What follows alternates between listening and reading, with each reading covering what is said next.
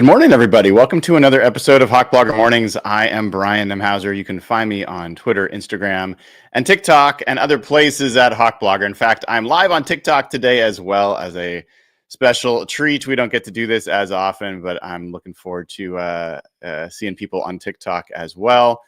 It is a gorgeous Monday morning here in the Pacific Northwest. I hope you all have plans to get out there and enjoy some of the day.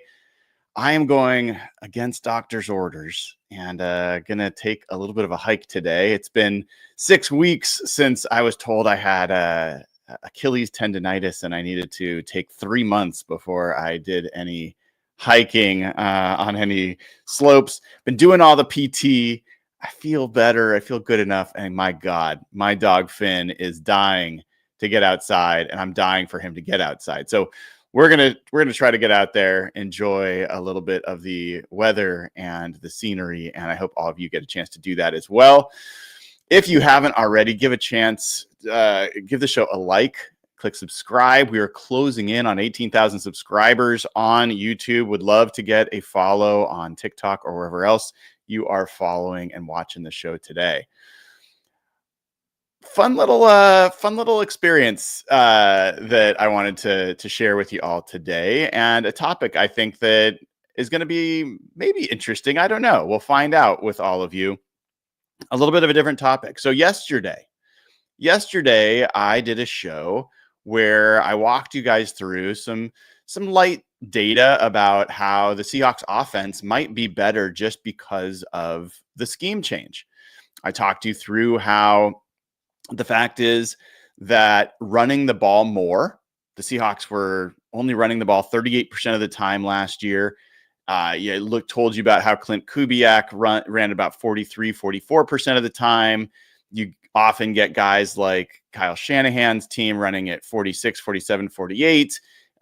The Lions are up there at 48%. We talked about why running more will lead to fewer passes, because that's just how ratios work, and that fewer passes will lead to fewer sacks, fewer negative yards.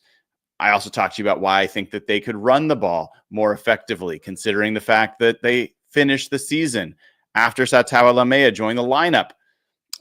From week 13 on, they had the 7th highest yards per carry in the NFL last year at 4.8 yards. I talked to you about how all this can come together, and even without making meaningful changes to their personnel, or even if you just set aside changes to personnel, how much scheme can change the fortunes of a unit. And I was really fascinated by a lot of the responses that I got to that. And some of them I'll just talk about specifically to that topic. So I'm going to talk about this notion of how much scheme can actually change the fortunes of a side of the ball. But I'm not going to spend as much time there. I just want to touch on a couple of points because I had more to say based off of some of the responses. The other side of it that comes up is this, I would say, like echo or increasing little portion of the audience that believes that I have become a PR arm for the Seahawks, that I just have positive spin on everything going on with the Seahawks, and that I am no longer a critical voice when it comes to the team.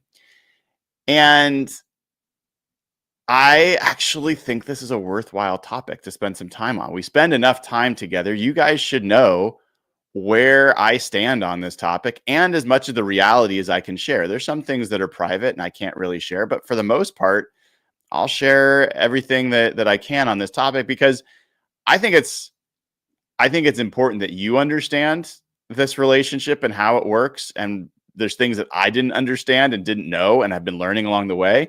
There's things the team, that other media members, that other folks, that players are learning about what it means for me to be covering the team as a credentialed reporter over the last year. So I want to share a little bit about that and talk you through my perspective. And I don't expect it to have any impact on what other people believe about me or how I cover the team.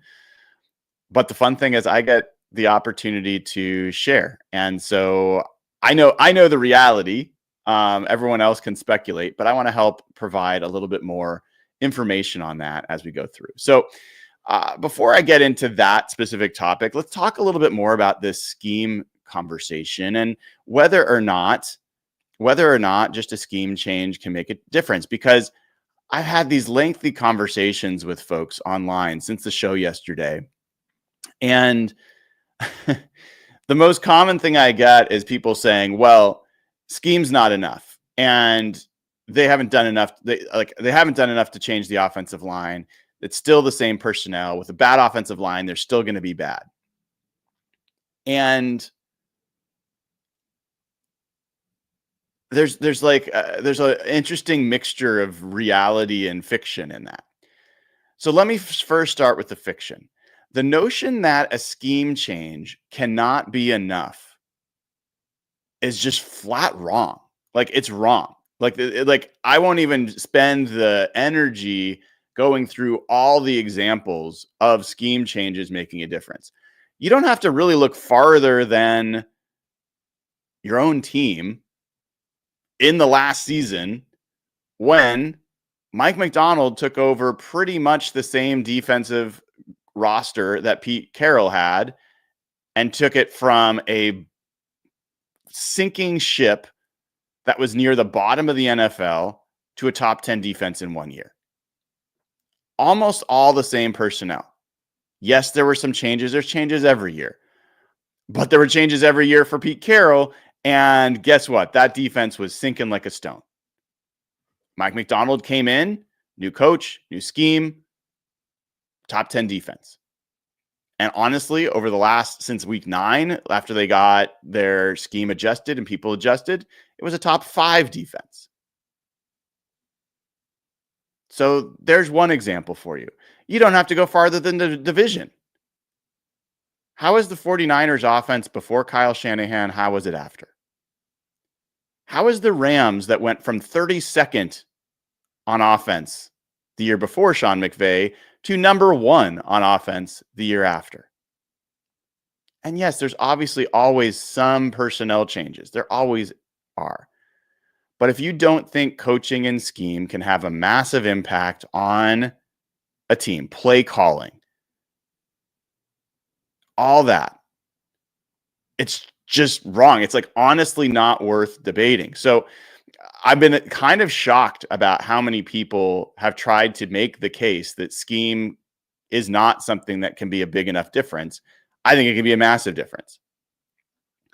But the truth that's mixed in with that fiction is the Seahawks haven't done enough on the personnel side. They haven't. And that was not the argument yesterday. It was just a exercise to say, even if you hold the personnel as a constant and you separate that out from how the rest of the team's going to operate, there is reason to believe that this Seahawks offense can climb from what was the 18th highest scoring offense in the NFL to one that is top 12.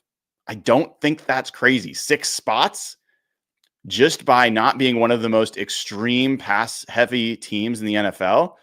I don't think that's crazy. Having a staff that knows each other, that actually is really focused on a specific kind of run game. They are outside zone. That is what they've learned. That is what they've grown up on in the case of Clint Kubiak. It is what they've taught in the case of John Benton. And they've shown that they can implement that scheme and run it well. And the Seahawks just had, Ryan Grubb did not have a scheme. Ryan Grubb is a creative play caller, an aggressive play caller. He's a smart guy, but he doesn't have a scheme. Shane Waldron did not have a scheme. He actually wasn't even a play caller before he came to the Seahawks. So it has been a while. I honestly would say since Mike Holmgren, it has been that long since a offensive coach that adheres to a specific scheme has been in Seattle. I honestly think it's been that long since there's been a true scheme-related coach that came in here. So yeah, I do think that can have an impact. Do I think that John Schneider and the front office have done enough to help with personnel? No. And in fact, if you've been listening to enough of the shows, you've heard me say, I think Geno Smith was a better quarterback than Sam Darnold. I've explained, this is another thing that's been fun. People have I think misunderstood or listened differently to some of the shows I've done. When I explained that Sam Darnold was better under pressure last year than Geno Smith, some people took that to mean that I was now switching positions and saying that Sam Darnold's better than Geno Smith. I'm not. There's a myth out there that Sam Darnold crumples under pressure and that he's going to be a disaster behind the Seahawks offensive line because Geno Smith was so much better at mitigating that. And the point of that show a while ago was to say, actually, no. At least based off of last season, Sam Darnold was significantly better when pressured than Geno Smith by almost any measure. Does that mean he's a better quarterback in all situations? No. And so, I think they've stepped back at quarterback with a chance to still be better outcome-wise, but I think total talent, I think Geno Smith is better. There's definitely a question of what's happened at receiver. I think the most sound case is they've taken a step back at receiver. Even if I think Cooper Kupp is a really good fit for what they're doing, and MVS is a really good fit for Clint Kubiak's scheme. And I think you could say they have not stepped forward on the offensive line, which is the most critical place for them to step forward. So overall, you could say this team is not necessarily better than it was a year ago, personnel-wise. I don't have any hesitation to say that. So I won't go too much more into detail, at least in this show, about the scheme piece and about whether the offense can just be better. Because I did that show yesterday, and I think there's a range. If I had to do anything differently yesterday in the show, I would have given you a range of outcomes, like if they rush for 4.8 yards, if they rush for 4.5, if they have a 48% run rate versus a 45%. Play with the scales a little bit to show you that. And at some point, maybe I'll do that, and not necessarily today, but we'll kind of cover that. But the bigger story that kind of came out of that show was, my God, is Brian just looking for any way to prop the team up? And is he looking to spin things in a way that makes the team look better than it is? And beyond that, and this wasn't just from the show, this is really over the last few months, is Brian afraid to say bad things about the team because he'll get his credentials revoked, or he'll be admonished by the team, or pick your theory? And I think that's a worthwhile thing to talk about. And I'll say part of the reason I think it's worthwhile to talk about is you should know where I stand and what I think I can and can't do and why, and how that affects what I share. And I think a lot of people in media don't share this kind of information, and you have to kind of guess. I certainly have done that myself over the years. So I want to explain a little bit about it. And before I get into it, make sure you give the show a like, click subscribe. I would appreciate it. And give a 5-star review on Apple Podcasts. If you're listening on audio, give a 5-star review on Spotify if you're listening there, anywhere that you're listening. And if you want ad-free audio of this show, patreon.com/hawkbloggers, where you get ad-free audio. So when I started covering the team with credentials last year, it started as a trial run during training camp. And I didn't know what the boundaries were. When I met with the PR team and Dave Pearson, who granted me credentials in that trial basis,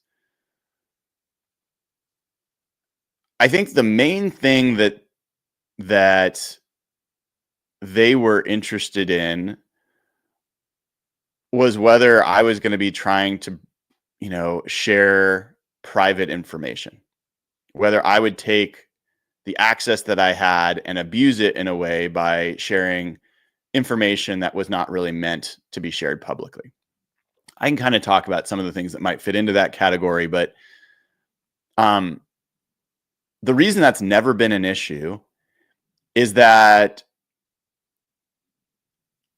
I made a decision a long time ago. Like, when I say long time, I mean like 15 years ago, 16 years ago, that I was not going to be a newsbreaker, that was not the kind of content I wanted to create, even though it gets a lot of clicks and a lot of engagement. I've never been someone who particularly chased clicks that much, but I had access to people on the team, even back then, before I was credentialed, players, scouts, coaches, front office people, agents, who were giving me shocking amounts of private information about what was going on with the team, with players, with decisions that were being made or not being made. And I knew that if I chose to share that private information, that I would no longer have access to some of that information because people would feel burned and people would feel abused by me sharing it. And I actually would prefer to have the information and use it to help provide a deeper context for the analysis that I provide than to try to beat other reporters to the punch with news. And so this wasn't new for me in that sense, that I had access to information that was not public for a long time and did not feel compelled to share it. And I think that was probably the biggest thing of like, were we going to get along or not? As that went on, there were, what kind of questions was I going to ask in the press conference? Was it going to be embarrassing, fanboy questions? Were they going to be, was I going to be influenced by my friends or fans to ask like really inappropriate, like unprofessional questions that were going to be clickbaity, trying to trap players or coaches into some kind of soundbite? And that's not who I am. That's not like the kind of content I try to create. So that didn't become an issue. And the other part of this that I think some people wonder about, and part of why I put it on the thumbnail today, is I've known John Schneider for a long time, almost since he's started working here. And when I say I know him, we're not bosom buddies. We don't hang out. I don't want to imply anything that isn't real, but I've met him. I have talked to him. I have seen him in social settings. That's what it means. And I think there's folks that believe that I am unwilling to be critical of him, which is hilarious because you're talking about the same person who has been critical of so many of his moves. Like, I was the person who gave the Jimmy Graham trade an F as soon as it happened, when everyone else thought I was being overly negative. You know what I said about the D. Eskridge pick as soon as it happened. You know what I've been saying about the offensive line for not just a few years, for like a decade plus, and being critical of the lack of free agent strategy that the Seahawks have employed there, and the fact that they've gone for cheap veterans that just has not worked out. I've been pretty critical of John Schneider over the years, and so I don't think twice about that. But I think there's people that question whether we're too cozy. And I can tell you with no uncertainty, John Schneider and the team do not feel like I am too cozy, and they don't feel like I'm unwilling to be critical. In fact, I think that there's they're still trying to figure out in a lot of ways what to do with me. Like, where do I fit in this? I am not a classic reporter. I am still a fan. And I don't try to hide that. I root for this team. I care about this team winning. And when I when I think about the Seahawks, I think about the team. I've I think all of us as fans, depending on how old you are and how long you've been a fan, I've outlasted every player. I've outlasted every coach. I've outlasted every GM. I've outlasted every owner. I've been a fan of this team for 4 decades, 5 decades, whatever it is at this point. And ultimately, I will always be focused on what's needed for this team to be a Super Bowl champ. Like, that's what I'm interested in all the time. But I will admit there is a difference when you have the kind of access that I now have, and I'm able to see these people in person and ask them questions in person. I've been a professional for my whole adult life. And whether it was in tech or it's in this, there's a level of respect I try to give the people I work with and that I hope that I get in return. And there have been some things that I've adjusted. Like this season, man, I think it was after the Giants game, I labeled the post-game show a post-shame show. and and I didn't pull any punches in that post-shame show. And I did it again for another loss. Maybe it was after the Packers game. I don't know. Like, emotions get the better of me for sure after the Seahawks lose and I'm at the stadium screaming my head off in the stands, not in the press box. And all the way back, like, maybe this is more information than anyone cares about, but I want to be as transparent as I can.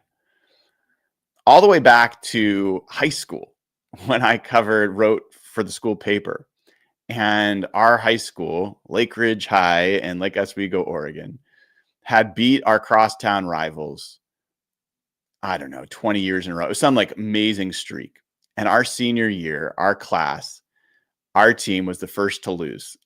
And I wrote the article, and I wrote somewhere in the article, either I can't remember exactly what I said, but it was something around the lines of, I hope that our class is remembered for more than being the first to lose to our crosstown rival. And I had really good friends on that football team. And the whole football team was furious with me. And that was my first kind of introduction into writing and saying what I believe, and then having to experience the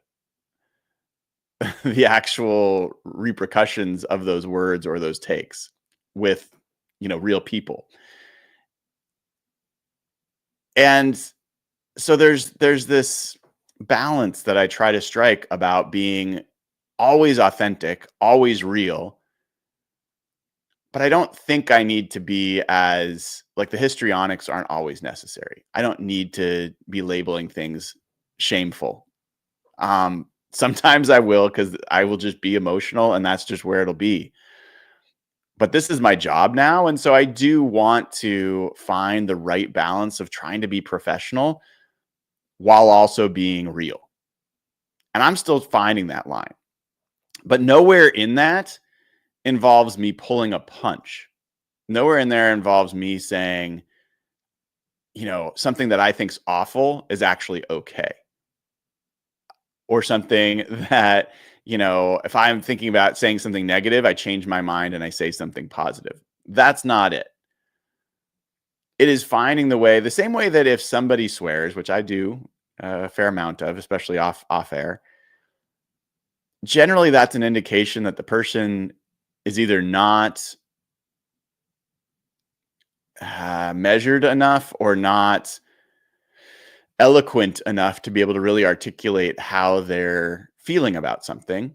I think the same goes for if you go to extremes on criticism and you can't just put a fine point on it. I think that that's just a lower form of critique. So I have no problems being critical of the team. And I think I saw already in chat people talking about, if people think that I'm not critical of the team, they should have watched the free agency coverage. Yeah, like that was just a few weeks ago. So I don't have that hesitation. And I'll tell you this, I've had conversations with Dave and the PR team, and they've been super supportive about the fact that one of the things that works about the way that I'm covering the team is that I am a fan and that it is different and it leads to different questions. And in order for that to work, they understand that I need to also be free to criticize without fear of reprisal. And that we've had that exact conversation multiple times. So there is no threat. I want to be very, very clear on this point. There is no threat that if I am too critical of the team, that my credentials will be pulled. That's not real. It's not real. Now, is there something I could say that is totally out of pocket, inappropriate? Could I do something that's unethical that could result in them pulling credentials? Sure. Yeah, I'm sure that's the case. And let's talk about that for a second.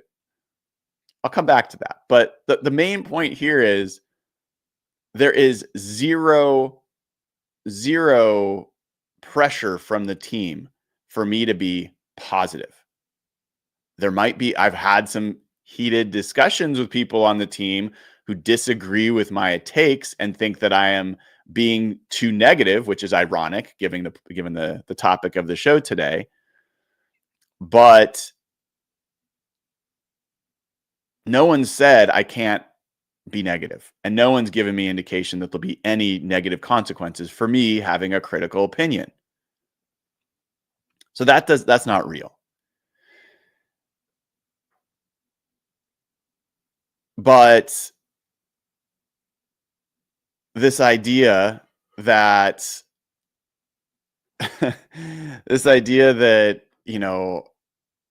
I'm too positive, it's very funny because if you talk to a lot of the folks on the team, I think they'd see it differently. What I have, I think, done well with, if I just being straight, I think I have asked different questions, unique questions. I have given players, coaches, GMs, other people a chance to showcase who they are and not just focus only on the football aspects of things. And when I do focus on that, I try to ask questions that help us learn something that might not have been asked before or hasn't been asked recently. And I've gotten good feedback on that from fans and from coaches and from players and from GMs of appreciating that the questions I ask are different than the questions that other folks ask. The other piece here is I'm a member of the media, but I don't know what to exactly say that I am. I call myself a reporter because it's just kind of generic, but I'm not a beat writer. I am not a journalist in the same way. I'm not trying to be, I don't claim objectivity. I don't have an editor. I don't have a company that I have to answer to. I don't have a style guide. I don't have to have a fact checker, that like I'm probably closer to sports radio than I am to a journalist, like a sports writer. But I also write and I take pride in my writing. And so there's a lot of written pieces, not as much lately, but over the years. I do research that not every other journalist does. And so some of the things I do are unique in that sense. I when I go in and am in the media room or in the press box, when I've gone into the VMAC wearing a Seahawks hat before.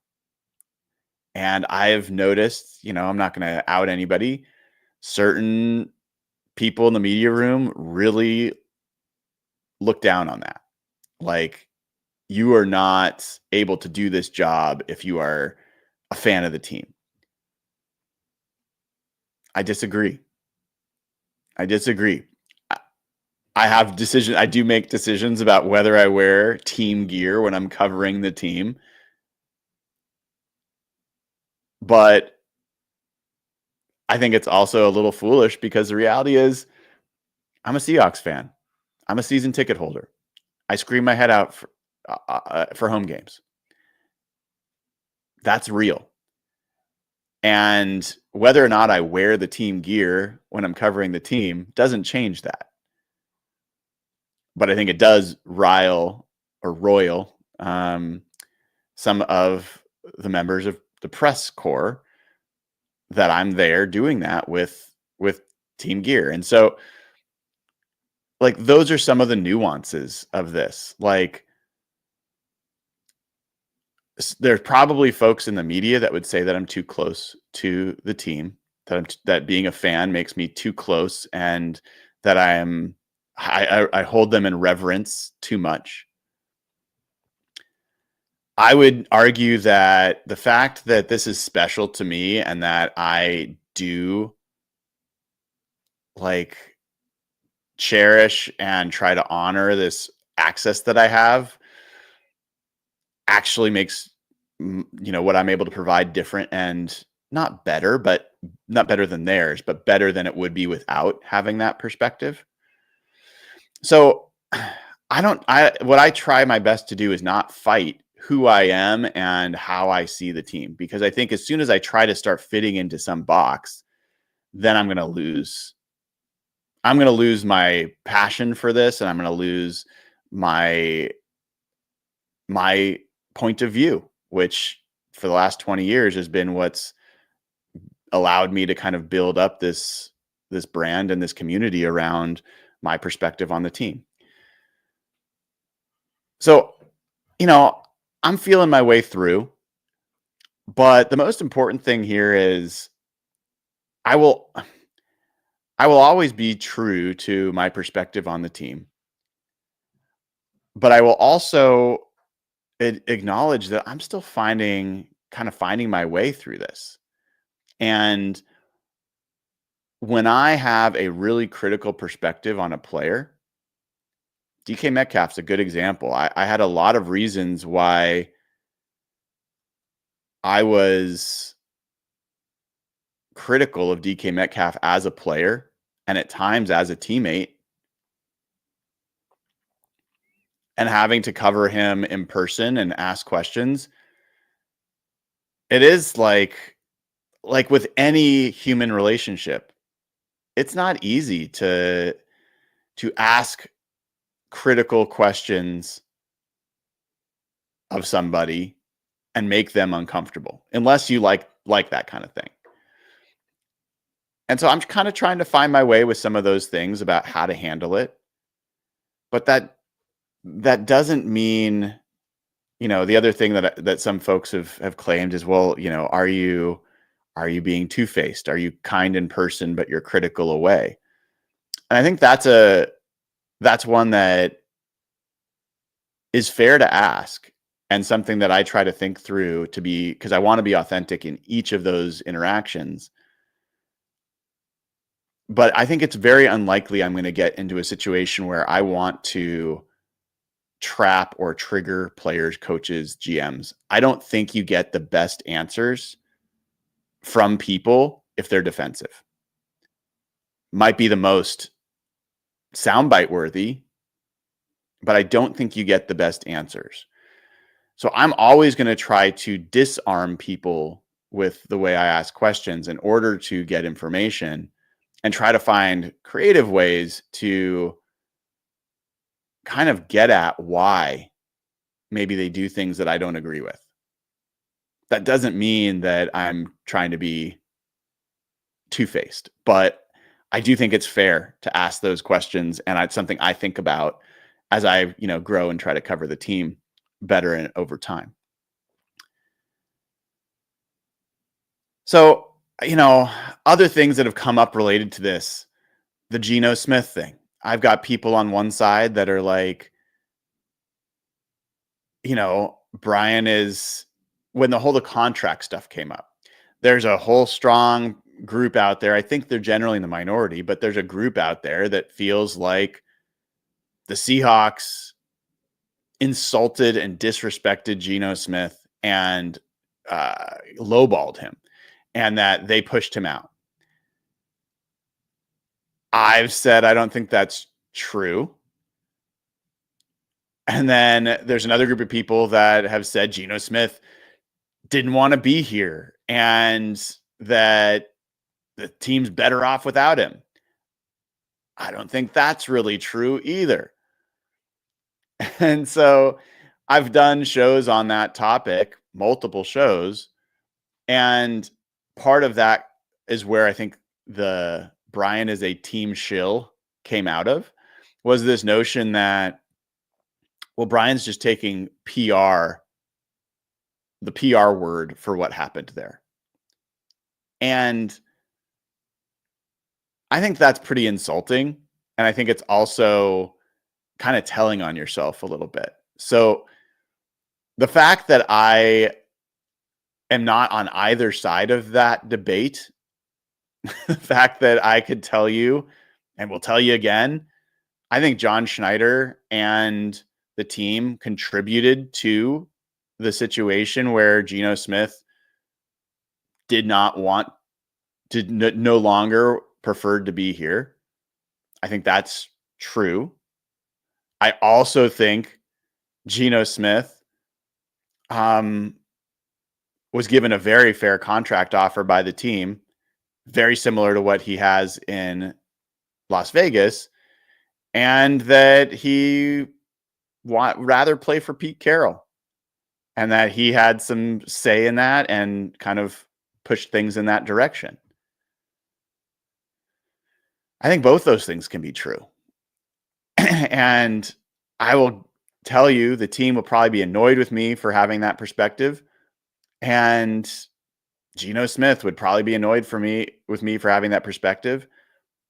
None of that's because I just take someone's word for it. This is my analysis based on the information I have. Some of that's from the team, some of that's from agents, some of that's from players, some of that's just from me reading between the lines. And guess what? When I'm wrong, one of the fun things about that I love to do, I'll always tell you when I'm wrong. It won't always be my most favorite thing to do, but in general, I will usually like telling you when I'm wrong, because usually that's when I'm learning something new.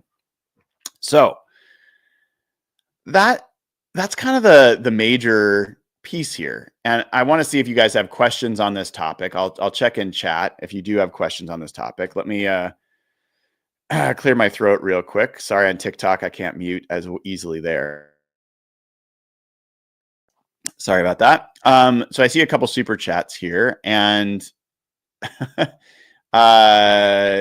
one is from Supersauce XL. He says, "Appreciate the transparency, Brian. Seems like some folks mistake optimism for bias. I find your coverage a nice change from some of the angry 12s." It's a great call out. And so I don't think I could do this.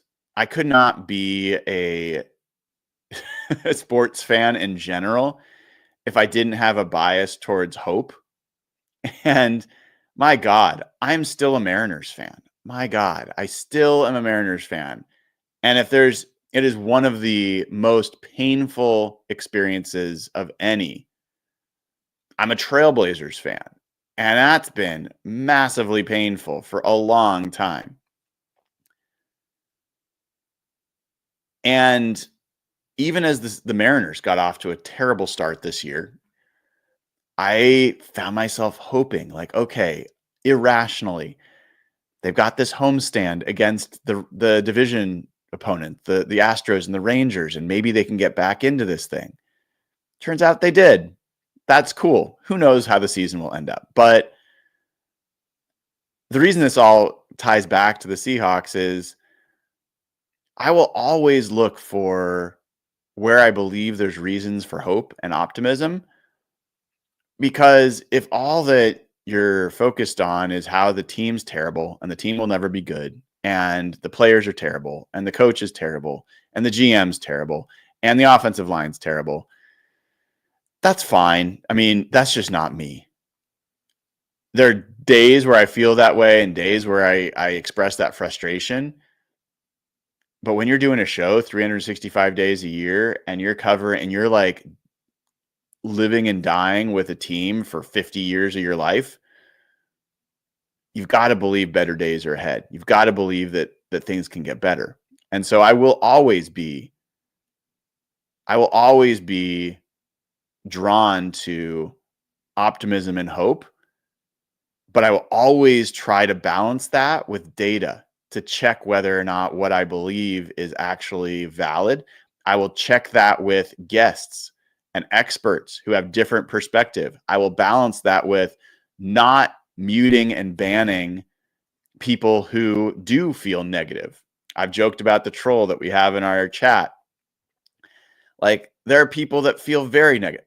I think it's good to keep contrarian opinions around because I think it helps to make sure that you're not in an echo chamber. And it also helps to make sure that you understand how different people are thinking and believing, and that you don't get too comfortable with your own opinions. So while I will always default towards an optimistic, probably perspective, especially during the off season,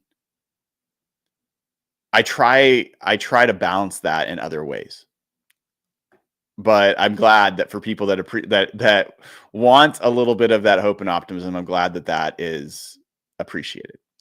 Old School, good to hear from you. Has been a member for 8 months. Says, appreciate your openness and honesty throughout the whole process.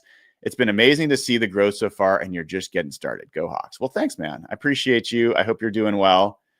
Gingerbread Man, another member, says, as a fellow season ticket holder, we should get lunch sometime at a game sometime. Well, that is very nice of you. I am not somebody who really socializes that much on game day, to be very frank. I am in a glass cage of emotions, as Will Ferrell would say. So I pregame with my good friend who I've shared season tickets with for many years. We talk about all sorts of things, but I generally do not mix and match my pregame people, but that is very nice. And so I hope we run into each other at some point. Anders Wesley says, okay, this is a different topic, but would you rather trade up in the second for Mason Taylor, the tight end, or Tyleik Williams, the defensive tackle, assuming that interior offensive line drafted in the first? Who else would you trade up for here? I would not trade up for either Mason Taylor or Tyleik Williams. I don't think either of those players are worth giving up a pick to get. I think that if you're talking about trading up to the top of the second round, you were talking about giving up most likely one of your third round picks to make that possible. And that's a very steep price. I really like the players, the top 100 players in this draft. I don't necessarily want them to trade up to the top of the second round. I do believe it is highly likely that John Schneider is going to do that. And if you watched my show on John Schneider's draft history and when he trades up, he generally hits. You know, traded up for DK Metcalf. He traded up for Tyler Lockett. Traded up for Jaron Reed. Traded up for he traded up for a number of guys. Hopefully I'm right about the Jaron Reed thing. I may or may not. But in any event, he's traded up for a lot of players and it's worked out. I would rather them not do that. If they do, I would actually hope they're trading up for an interior offensive lineman because maybe they took best player available at 18. Maybe you get Nick Emenwari. Maybe you get, Will Johnson, whoever they decide is this best player available, but they want to get a Gray Zabel or a Donovan Jackson or someone that they really like, and maybe they're still available there at the top of the second. That I'd be supportive of. I think what's more likely is that they're going to trade up to try to get a quarterback, which I'm not super supportive of. But that's my instinct about what's going to happen. And who knows? Who knows what will actually happen? But we will find out together. I will be doing live draft coverage, the whole draft from beginning to end, and I will be at the VMAC for all of it. So I'll be able to give you guys insight into talking to the drafted players afterwards. I will be able to ask John Schneider and Mike McDonald questions at the end in the press conference. And we'll hang out with Jeff Simmons and Evan at times and Nathan Ernst and whoever else. So it's going to be, the draft show is always fun. And you will see our live reactions as each of those players are selected.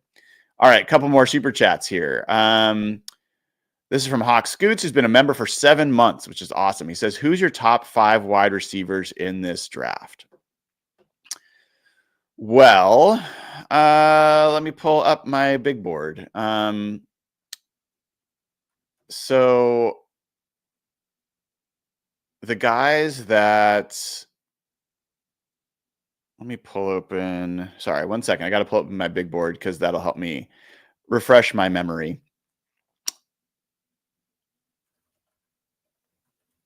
All right, so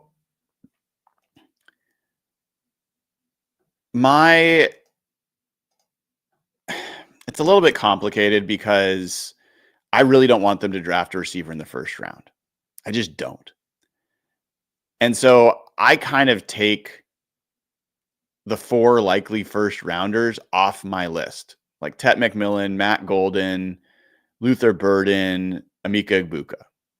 Burden is a guy that could slip into the second, and he'd probably be the top of my list of potential realistic drafted players because I really like Luther Burden, and I think he's actually a really good fit for the Seahawks as a run after catch kind of guy, and I think a well-rounded receiver.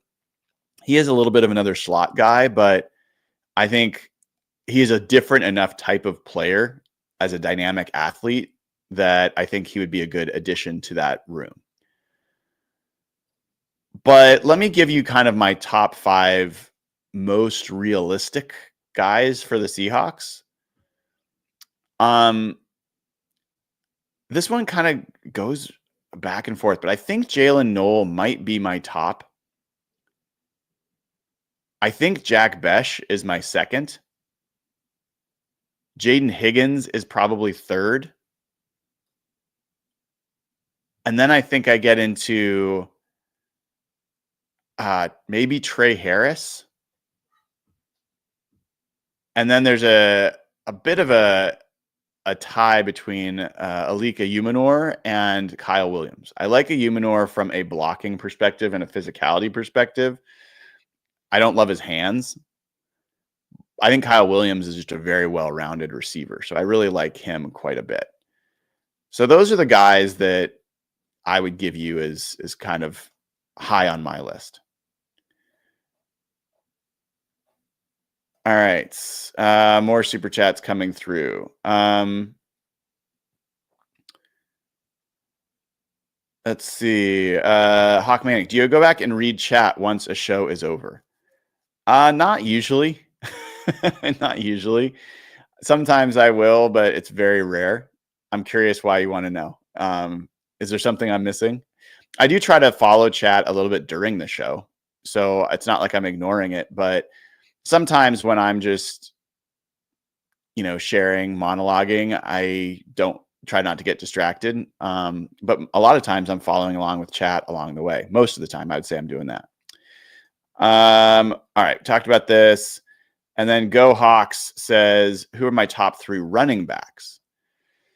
Top 3 running backs. Well, again, it's a little bit like, I don't think the Seahawks should be spending a first or a second or even a third round pick on a running back. So there's a lot of names that, Ashton Jeanty and Amarian Hampton, Trayvon Henderson, Quishon Judkins, like all these guys that are extremely talented, good backs that I just don't want the Seahawks to draft as early as they'd have to draft him. I think my top 3 running backs that I'd want the Seahawks to actually consider, and it would be at a position that they could potentially take them, depending on where Cam Scatteraboo goes. I think he'd be a really interesting player who could also be a fullback at times. Granted, he's 216, he's not 240, but I think he's got the play style that could work. I think he could, be an offensive weapon for them. I like Bahashal Tutin as an outside zone guy and just a lot of speed. And I really like Jaden Blue. I like Jaden Blue. He's a great receiver. He's a bit of a burner as well. And so, it's no accident that 2 of the fastest running backs in this class, Tutin and Blue, are high on my list. I think with outside zone, that's kind of what you're looking for. That's what Kyle Shanahan's been able to do over the years with Raheem Mostert and, all these other guys that they've gotten that are speed, straight line kind of guys. If you can hit it, those guys can make big, big impact on an outside zone team. So, all right. So, oh yeah, someone was talking about Emeka Egbuka. Yeah, I am not a huge. I think he's going to be a very good receiver. I think he's a very high floor player. He's the most projectable player, I think, at the receiver position in this class. I just don't think I think he does not add the right characteristics to this receiving room. I think JSN is a much better version of him. And I think what you ideally are adding is either a true X. That's where Jaden Higgins can come in. That's where like a Dante Thornton, who's very different. I'm not saying he's great, but he does one thing really well: straight line speed, 6'4.5", 4.3 40. Like, that's very different than what JSN provides. And I think the team really needs people that can help take the top off. Jalen Noel has been a guy that can be a deep threat. Jaden Higgins at times has had that. Jack Besh, contested catch, bigger receiver, good blocker. Like, I want guys with complementary characteristics that allow for a more varied offensive attack than we've got. There can be, like, every guy does kind of the same thing, and maybe there's some good flexibility in that. But you've got Cooper Kupp and JSN. I think you need some more dynamism in that receiving room, and that's where I just don't think Emeka Egbuka comes close to fitting that bill. All right. Another super chat. This comes from Hawk Scoots. Do you see Kyle Williams was Chris Sims' number 2 wide receiver this year? I did see that.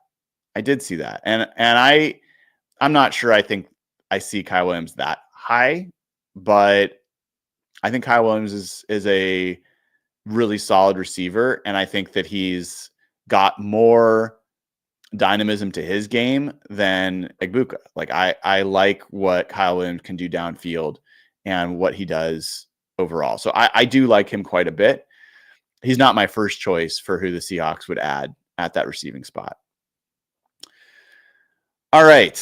So I think that's going to do it for today, folks. Hopefully, who knows if this was actually a valuable information. I'll go back and check to see in chat if this was something that everyone's like, why are we spending time on this? Again, we're going to spend a lot of time together over the next year, 2 years, however long this goes on for. And I want to be as transparent as possible about the fact that there is zero threat from this team and the PR staff that I will have credentials revoked if I'm critical.